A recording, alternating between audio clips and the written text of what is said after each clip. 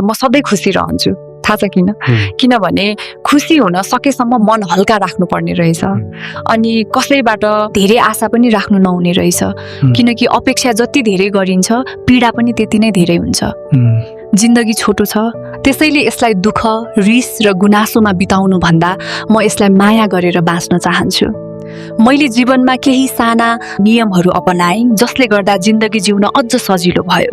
जस्तै बोल्नु अघि सुन्नुहोस्, खर्च गर्नु अघि कमाउनुहोस्, कसैलाई चोट पुर्याउनु अघि एकपटक उसको ठाउँमा उभिएर महसुस गर्नुहोस्, घृणा गर्नु अघि प्रेम गर्न सिक्नुहोस्, हार मान्नु अघि प्रयास गर्न सिक्नुहोस् र मर्नु अघि खुलेर जिउनुहोस्।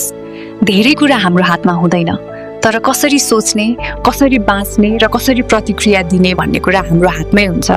अन्त्यमा मैले के पनि बुझेँ भने जिन्दगीले हामीलाई के दियो भन्दा पनि हामीले जिन्दगीलाई लिएर कसरी जियौँ भन्ने कुरा सबैभन्दा महत्त्वपूर्ण हुन्छ।